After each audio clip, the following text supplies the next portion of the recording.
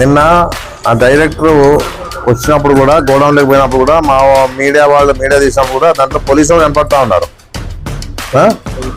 తర్వాత ఆ అధికారి విఆర్ఓ అధికారి కూడా కనపడతా ఉన్నాడు.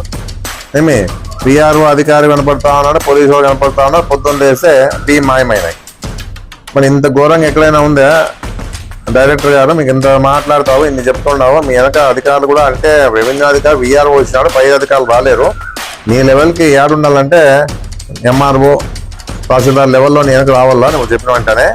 ఇంకా సబ్ డైరెక్టర్ కూడా రావాలా. మళ్ళీ పరిస్థితి నువ్వు తెచ్చుకోలేవు. నేను నిన్న చూసిన మీడియాలో చూస్తా ఉంటే నీ వెనక కానిస్టేబుల్ కనపడతా ఉన్నారు, పోలీసు కూడా కనపడతా ఉన్నారు. ఇంకా పక్కన అధికారి ఎవరో తెలియదు కానీ పక్కన కనపడతా ఉన్నాడు. మళ్ళీ వాళ్ళకి తెలుసు ఈ దోపిడీ అయిందని వాళ్ళకి తెలుసు. మళ్ళీ వాళ్ళని కూర్చోబెట్టి ఎంక్వైరీ చేసి దోపిడీ ఎవరు చేసినారని కూడా నీకు దమ్ముంటే అంటే పెట్టే మాట్లాడినావు కదా, దమ్ముంటే పెట్టి.